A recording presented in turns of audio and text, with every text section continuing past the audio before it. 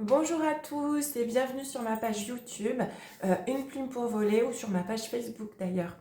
Je fais cette petite vidéo un petit peu pour vous expliquer à quoi sert un contact défunt, parce que vous êtes nombreux à me poser la question.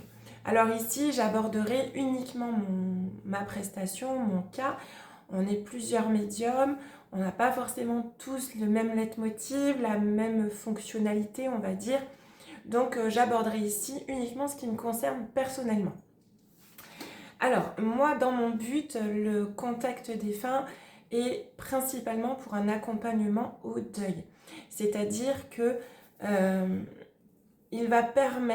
contact défunt va permettre d'apaiser une douleur. Ça ne l'effacera pas, parce que quand on perd un être cher, quel qu'il soit, parents, amis, enfants, peu importe, eh bien on a une douleur, un poids sur le cœur qui est omniprésent et qui ne s'estompera pas, mais on apprendra à vivre avec.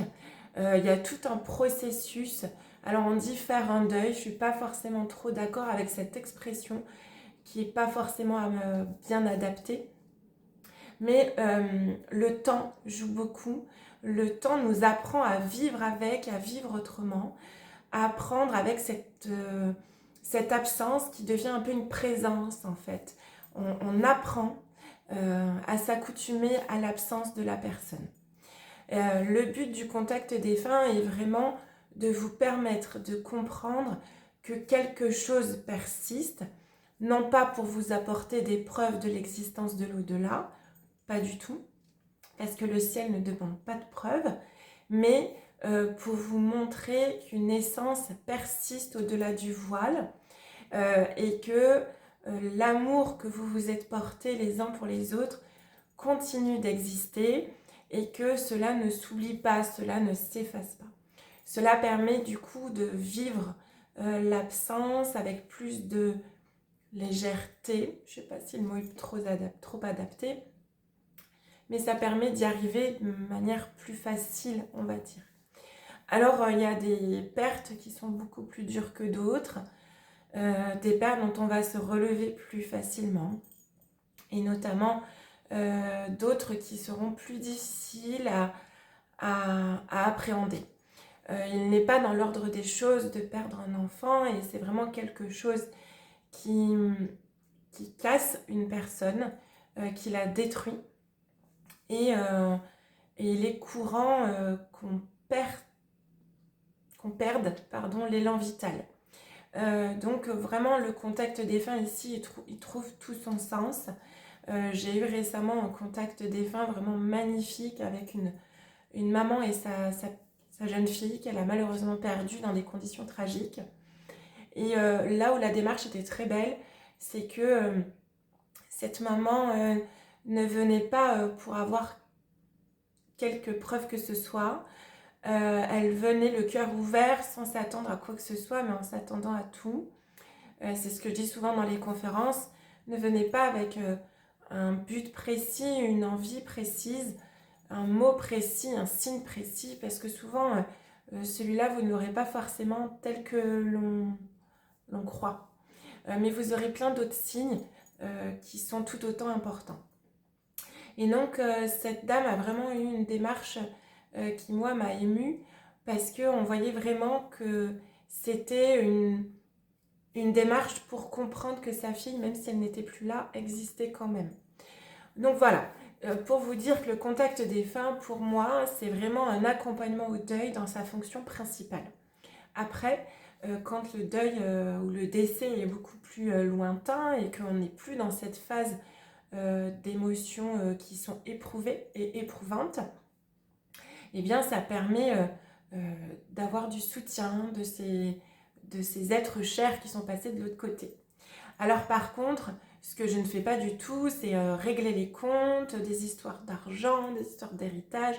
Les défunts ne sont pas là pour ça.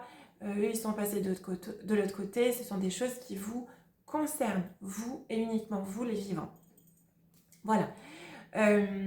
Après, il y a autre chose à laquelle il faut faire attention, c'est que quand on perd un être cher, l'absence est très difficile à appréhender.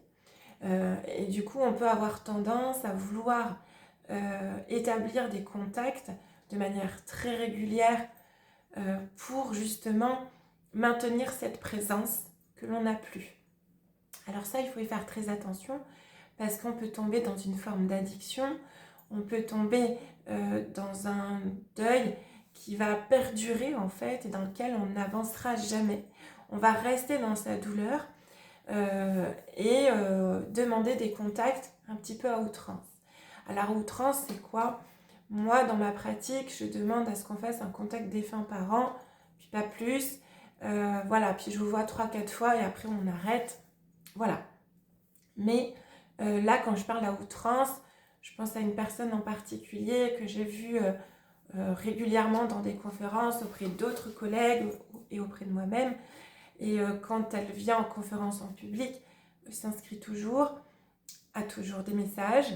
Mais quand le départ date de moins de 5 mois et qu'on a déjà fait plus d'une dizaine ou quinzaine de contacts, c'est pas forcément judicieux.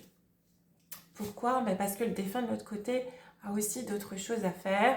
Il a son évolution, son avancée à exercer. Et nous, de notre côté, on a notre peine à vivre, on a notre vie à essayer de reconstruire autrement. Alors dans ces cas-là, moi je dis que c'est un peu du tourisme de médiumnité ou de l'addiction.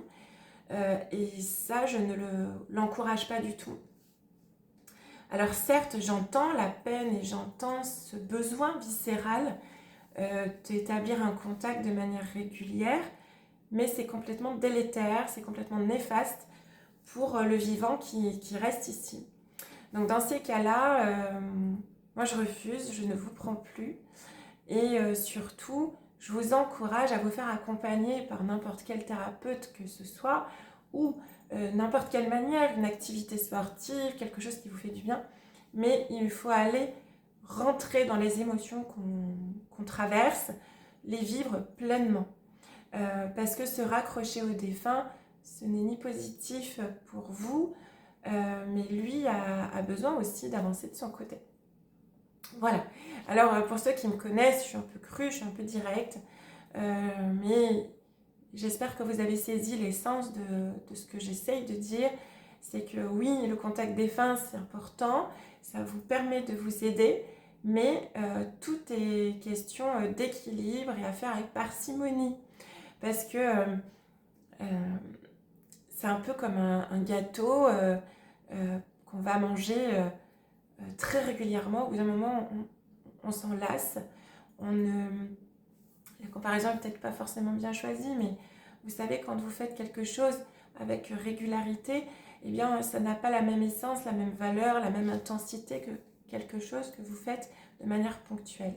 Quand on fait cette chose de manière ponctuelle, on la vit de manière plus intense, on en goûte toutes les choses, on en retient tous les messages, toutes les émotions. Alors que quand on a cette récurrence, eh bien, ça devient fade et on n'en saisit pas tout le sens. Voilà. Alors j'espère que j'ai répondu quand même à vos questions. Et puis je vous souhaite à bientôt. Prenez soin de vous.